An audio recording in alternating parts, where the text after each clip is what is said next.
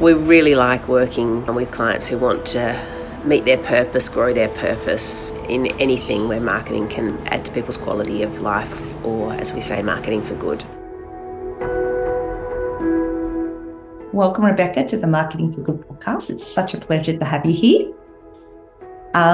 We'll begin by acknowledging that we are on the Ngunnawal people's land from the Canberra region, and the Darkashung people's land here on the central coast of New South Wales. And we'll pay our respects to their elders, past, present, and emerging. So today we are joined by Professor Rebekah Russell-Bennett, who is the Associate Dean of Research in the Faculty of Business, Government and Law at the University of Canberra. An internationally recognised researcher. She is a leading expert in social marketing, behaviour change, customer vulnerability and transformative service research, while also leading research across the faculty. Welcome. Great, thanks for having me. Welcome. We're very, very excited to have a chat with you today. So maybe, Rebekah, we could start by learning a little bit around your the career that you've had researching behaviour change and partnering with government and industry and now leading research strategy at the uni. I'd love to hear from you, like looking back, what has been sort of the common thread that has connected those roles? I think a love of practical and applied research. So I came to academia late. So I did my business degree part-time while I worked in marketing as a marketing manager for the, probably now no one remembers, Yellow Pages, which at one point was a pretty major marketing outlet, across Australia.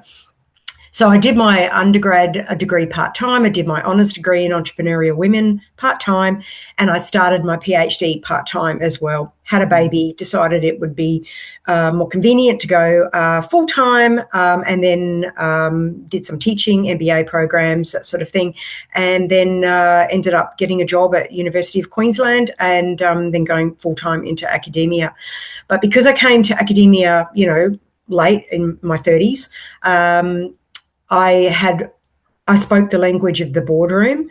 I had a great love of theory and practice, and that's never left me. So I think all of the projects that I've done have always been with industry partners, whether that's government or commercial organisations, because for me, marketing is a really applied discipline. And while, I really enjoy publishing in high-ranked journals, theoretically, what I really like is seeing real change from the theory in the real world. And I guess that's sort of what led me to QUT, which is the University for the Real World.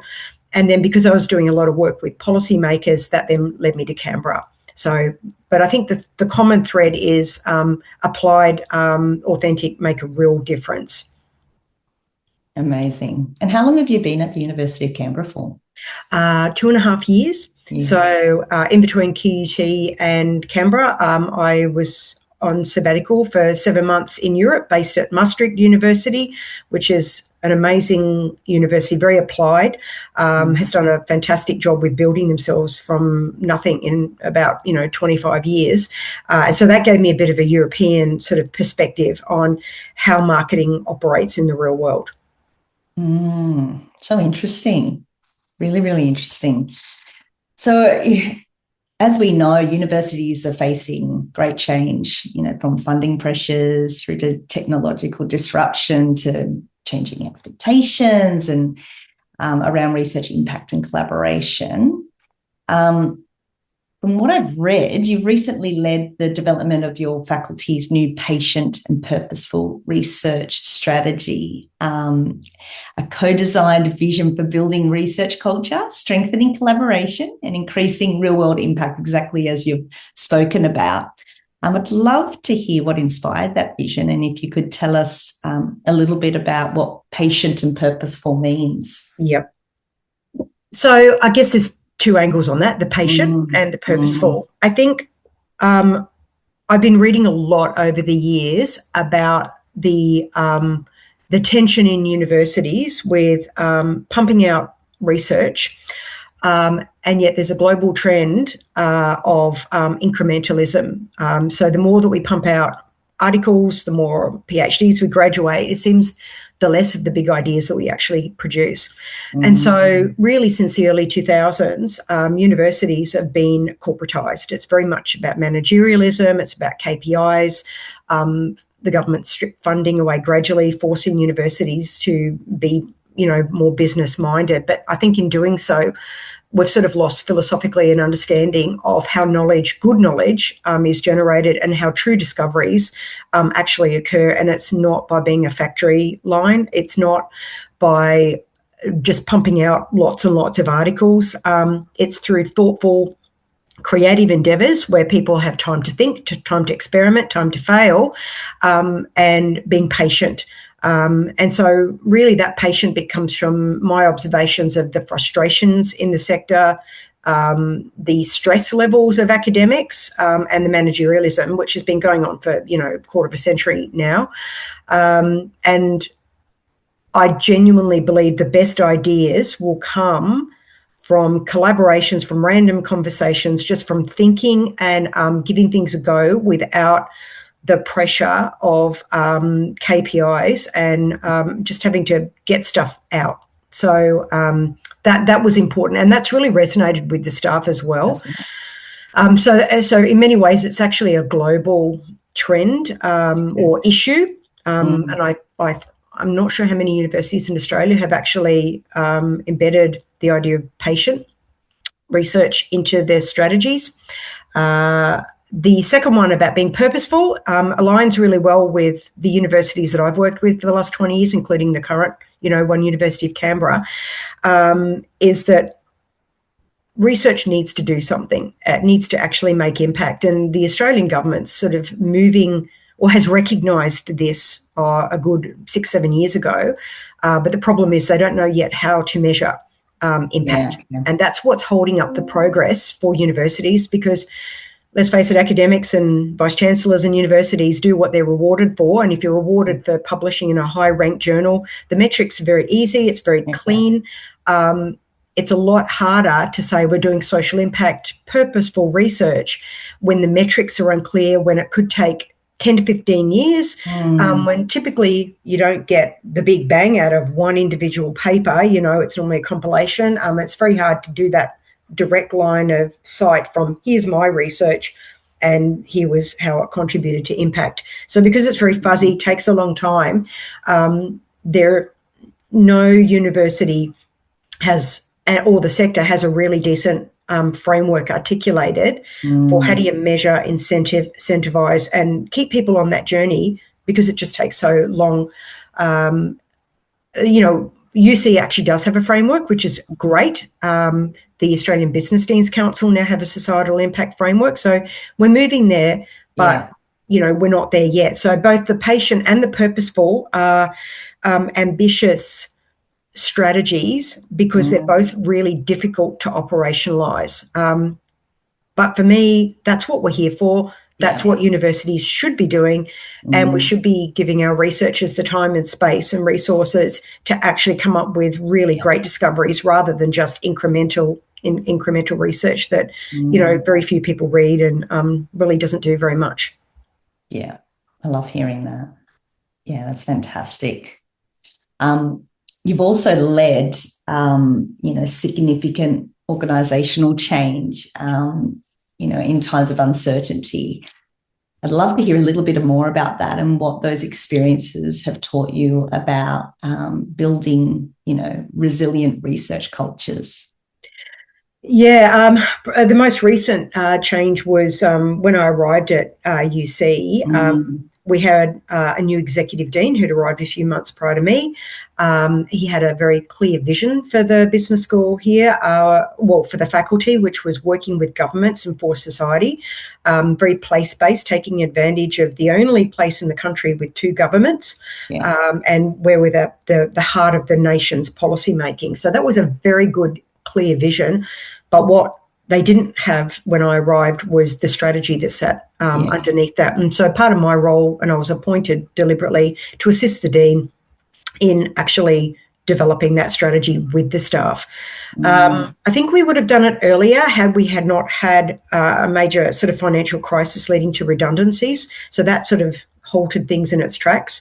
So it ended up taking almost 2 years to co-design the strategy with, over 80 to 100 staff, external stakeholders, alumni, employers. We did multiple iterations. We used a service design approach, which is my research methodology, and we did it patiently, constantly checking back. We then had a new Vice-Chancellor arrive, so that sort of meant we needed to stop and make sure that our faculty strategy was consistent with his vision. He gave us the nod last year, and so we were then able to then start implementing things. But we've had a bit of a grinding halt again with restructuring just been announced.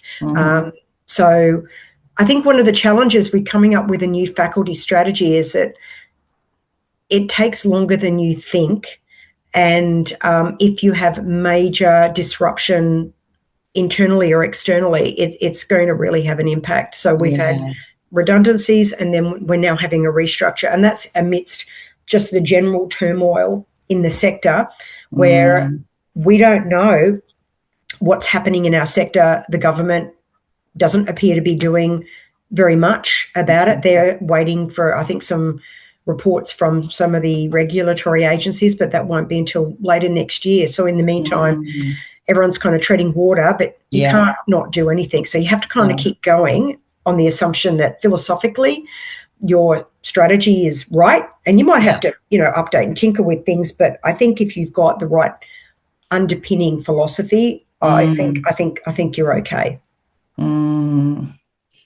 Yeah, and that sort of makes me think about your sort of leadership journey in itself too. And I'd love to hear what sort of principles or values have been sort of non-negotiable for you.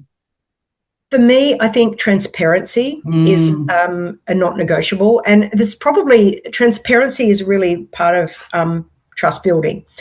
And in a world where people trust institutions less and less, where universities are losing their social license, having trust is really critical. And part of that is transparency. The other part of trust is integrity. So doing what you say you will do, and then being open. I wouldn't say I'm an oversharer, but I'm very open about my processes, about where I've not done well, about what we're going to do. I'm usually reasonably good at communicating with people.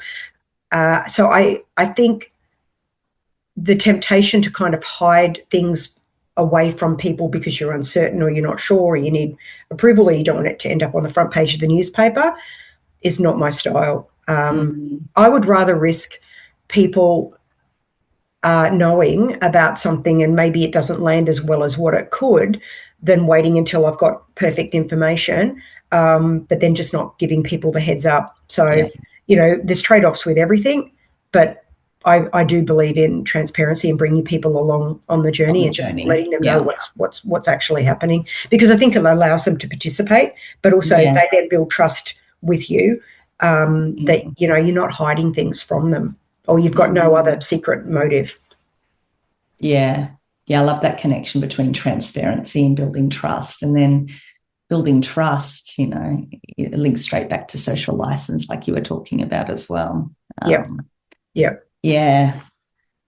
On this podcast, we, in all the different interviews that we have, we often explore the intersection between purpose and commerciality. And you've touched on purpose a little bit already, but I have a few more questions around sort of that dynamic. So universities, well, historically, but perhaps a lot of that is in flux at the moment, are, purpose-driven organisations, but they also need to be, financially sustainable, and attract sort of funding and build those strong industry partnerships. How do you think about balancing those priorities of purpose and commerciality in the context of yeah. Look, I think that's the $100 billion question really for the sector. Yeah. So I'm going to go back to my marketing roots. Yeah. So I would tackle this problem as a marketer, and I would use marketing theories and frameworks. And so I would turn to marketing strategy, and I particularly look at competitor strategy. So just a basic one is, Porter's 4 competitive strategies can be really useful to help work out where you want to play as a university. So, and it certainly fed into the faculty strategy. So the Executive Dean, Uwe Dulek, and I were chatting about what were our strengths as a faculty based on our size and location. And one of the things we knew is that we couldn't take on market leadership. Like, it's just not possible. The university has 12,000 students. There are other universities that are 50, 70, 100,000, students. So we were not a market leader. In terms of the business score, even the number of marketing academics we had, we were small. And so we needed to work to our strengths in that area. And so we took a niche strategy approach. So we took a focused differentiation approach. So the first thing means we have to be different to what other universities are offering in the same space, and we need to be very focused. So the working with governments and for society vision helped us work out, say in marketing, with the marketing major, we're going to be focused around preparing students to enter public service or commercial organisations that want to do the right thing, or non-profits. So that's where we would play. And so then developing up the marketing communications campaigns for students, and I worked with the university on those.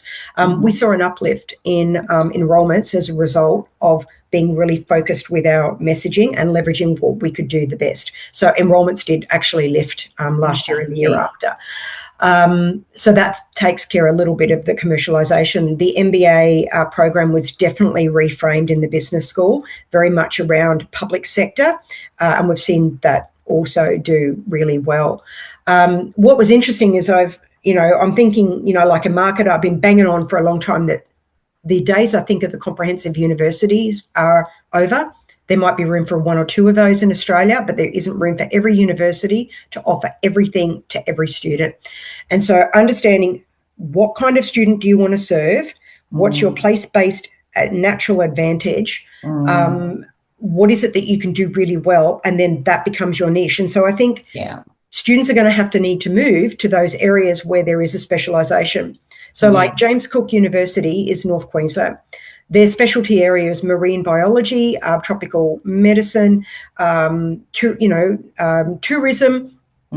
That's something that they could really lean heavily into.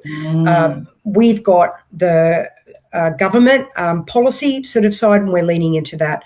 University of Adelaide has got it's a Mediterranean climate, so they could lean in, and they're already good in agriculture, food, those kind of spaces.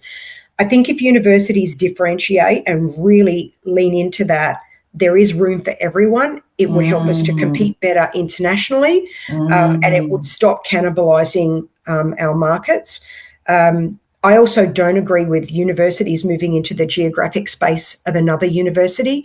To be honest, I think it's quite appalling having public sector organisations competing with each other, because it dilutes funds away from the student experience and service delivery into marketing and into threats. And ultimately it can mean universities collapse, and I can't see how that's actually good. So I would like to see the federal government be a little stronger about our universities, organisations that compete freely in an open market. And if so, then untether us from public sector regulation. Or if we're a public good, and I believe we are, then things need to be put in place to ensure the survival of whatever the universities are, and incentives to differentiate. And what's interesting is I read recently a book called The Idea of an Australian Universities by Glyn Davies, who is the current interim Vice-Chancellor for Melbourne Uni, was their previous Vice-Chancellor, was Vice-Chancellor up in Queensland. And what he said in his 2017 book is exactly what a good marketer would say, and that is we need to differentiate. But he goes further and sort of anticipates we'll only have 10 to 15 universities left in Australia. in 20 odd years' time. Yeah. Not sure that I agree with that number, but I absolutely agree with his notion that we are in an era of focused differentiation, and where the days of the comprehensive universities are potentially an era behind us. Right. And if we don't do this, we're just going to be spending lots of money on trying to be good at everything. And a marketer will tell you, trying to be all things to all people and not having any target marketing in a competitive environment is an absolute recipe for disaster. So marketing 101. 101, couldn't agree more. Do you think we're on the journey to that differentiation? I think some universities are. I think others are not there yet. I don't know if it's because people are afraid if they target market and say no to some things that's losing money. Yeah. And I mean, commercial organisations deal with this all the time. If you're a small business and you go, I only want, my target market is women aged 45 to 55 who are well educated, it automatically means you're not doing everybody else. And it's very hard to sort of say no to potentially that money. But what we know from extensive empirical evidence is that if you have a strong strategy that is appealing and you've done your sales forecast properly, that you will do much better in that by concentrating your resources than what you will having this scattergun approach and that desperation kind of anyone, give me you're poor, you're tired, you're huddle masses. Anyone can come in and we'll take, whoever, regardless of whether it fits with our strategy. And I just think universities have to be willing to bite the bullet, but it means that they've got to be pretty good at working out what is the size of that segment and is it viable? And again, it's everything we teach in Introduction to Marketing. Yeah. So maybe all the vice chancellors and senior leadership need to do, a graduate certificate in marketing.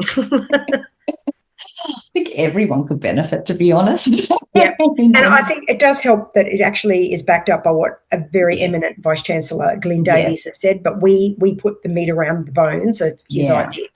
Yeah. Thank you for explaining that. That's really, really helpful. I also read that you've attracted more than $27 million in external research funding throughout your career, which is just incredible. Well done. Thank you. What have you learned, about building partnerships that create value for both unis and communities that they serve? Well, to start with, it's not just me. It's a team of people. Sometimes I'm the leader, sometimes I'm not. It's about finding your tribe of people that you can rely on. I've got people at different universities. I've got people in different disciplines.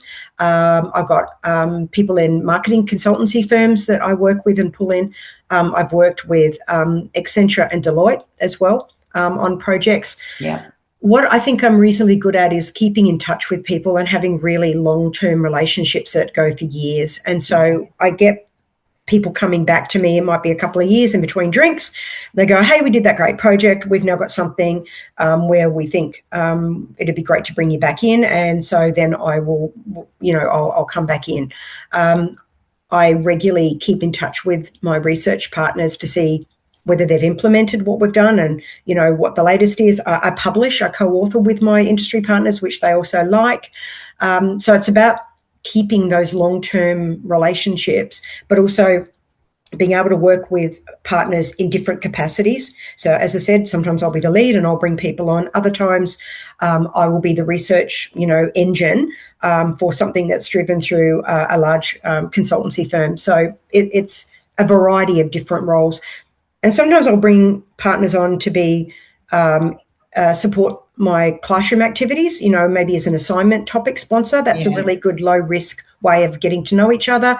I've had some major grant funding coming out of that kind of relationship for preventing homelessness amongst mature women, and it started with a classroom assignment. Right. So, there are different entry points that I have with different organisations based on their needs. Again, I'm in marketing, working out what is the value proposition for people, and then working out how I can fit with them to so that we're collectively benefiting. You've touched on this as well, but I'd love to hear a little bit more detail. What transforms excellent research into genuine social impact? I know that's really important to you. You've got to think about the impact from the beginning. Yeah. So if you design up the study and get it done and then go, right, now what are we going to do to make it actually happen? It's too late. So I link all of my research students up with a real world partner to collect their data. So right from the start, they're getting their understanding that it's not just purely theoretical. They've got a theoretical contribution, but it needs to make a difference. So they start and end their thesis with a real world problem. Right. And in doing that, they're getting their work already being adopted by that organisation along the way. So I build it in from the start. I try and do research all the time with an industry partner. Unfortunately, it's not cheap to do research, so you need money. So that necessitates working with industry. But I have a plan right at the start for when I've done the research, done my journal article. That's about the halfway point. There's other stuff that's got to happen. So, you've got to do research briefs. You've got to put in policy submissions from it. You need to do little animations. You need to summarise on a website. So, I have a plan for years after the research is done for how do I disseminate this? How do I actually get it uptaken, not just by the industry partner I've worked with, but by other organisations. And sometimes I have to present things 4 or 5 times over a period of years for it to finally land. I think people who think you just get the article, get it out there, do a bit of socials, and then, oh, well, if no one does anything about it, well, that's it. It's repetition and frequency of message. Yeah. Again, marketing, right? Yeah. And multiple touch points. Yeah, because sometimes you don't know when the market's ready for your product. So you've got to have it ready to go when there might be a headline or a crisis on something. It's like, I've got something on that. Yeah. And I've got it pieced up ready that I can do a media release on it, or I could send it to a government department and go, hey, I've got the research already done and here's the summary. But it takes a lot of investment of time and effort to develop those research sources on the off chance that you're going to need it. And most universities are not good at recognising that degree of effort post project completion. Yeah.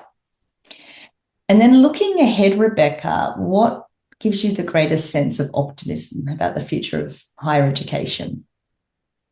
I think our research, our students that come that are just intrinsically interested in solving questions and being curious. And I've had some fantastic PhD students over the years. I've supervised 53 students to completion.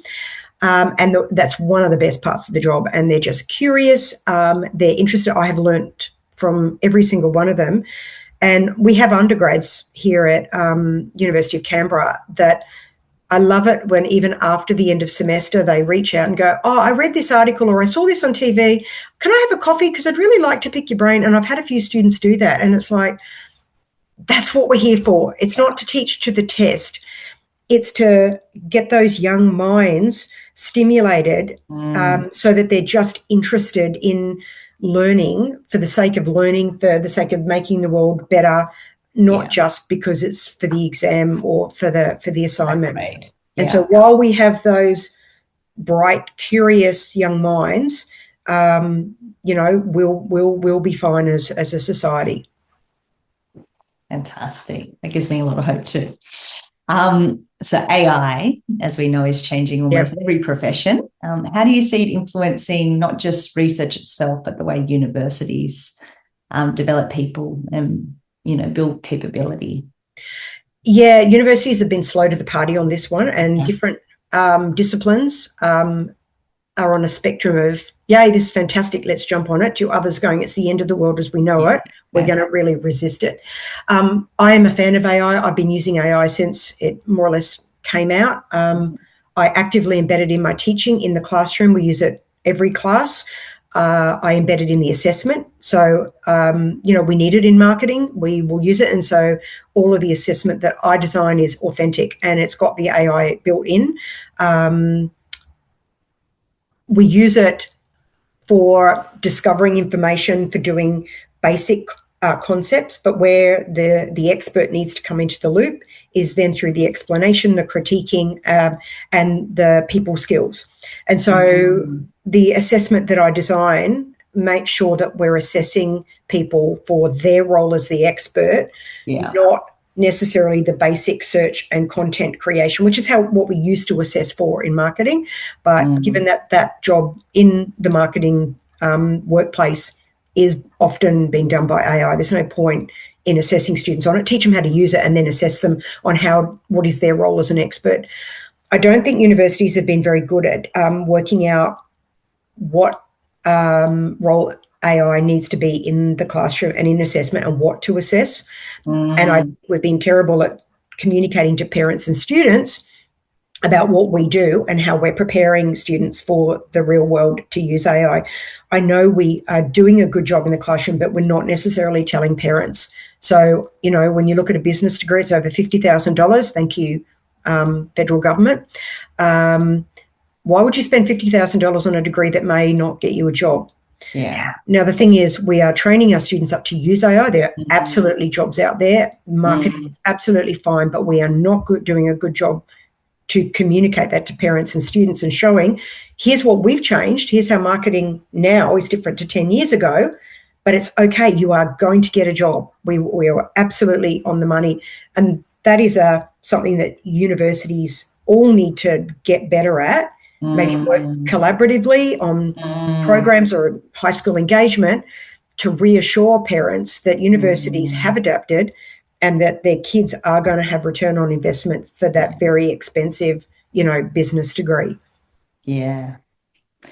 And, we've touched on quite a few ways that perhaps Australia's university sector could improve. But if there was one thing you could change across the university sector in Australia tomorrow, what would it be?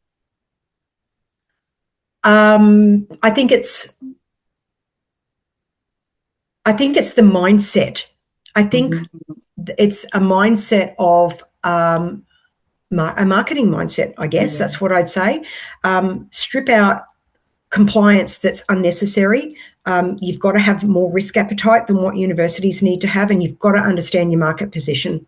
So I think a marketing mindset would immediately unlock the opportunities within universities and actually put the time and the money back where it needs to be, and that is with scholarship and with student experience. We spend way too much money on our areas that are bureaucratic, overly compliant, and that just takes money away from what our core business is, and that is teaching the children of the taxpayer and building robust knowledge that is in the interest of the country. Yeah, so well said. Rebekah, it's been such a pleasure talking to you. I've really enjoyed this conversation. Before we do close the conversation, is there anything exciting on the horizon that you like our listeners to keep an eye out on? Yes, actually. There's been a group of marketing academics who've gotten together and formed a new special interest group within the Australia-New Zealand Marketing Academy. When we put in our proposal, we had 60 academics immediately come on board, which I think was the most of any special interest group proposals. We've since got more than 75 members, and we're about to launch that officially. That interest group is called Marketing for Social Impact. So it covers all disciplines of marketing. It includes practitioners. It's anyone who's interested in new ideas and ways for marketing to actually create a better world. And so if people are interested in knowing about it, participating in it, we will have little grants, we'll have activities, we'll have toolkits. They can follow us on LinkedIn. And so if they look for Marketing for Social Impact Special Interest Group, or MSI-SIG, or go to the ANZMAC website, or just follow me on LinkedIn and you'll see plenty of it, then it'd be great to have people joining the group. It's free to join, and there are lots of opportunities for people to lead projects and initiatives and just find out more about how do you do marketing for social impact. Yeah, fantastic. I'll definitely be jumping on LinkedIn and joining the group myself. Thank you. Thank you so much for this chat today, Rebekah. It's been incredibly insightful for myself, and I'm sure for all our listeners as well. Great. Thank you very much. Appreciate the opportunity to, share my ideas on the sector and how marketing can actually be a force for good. Thank you so much.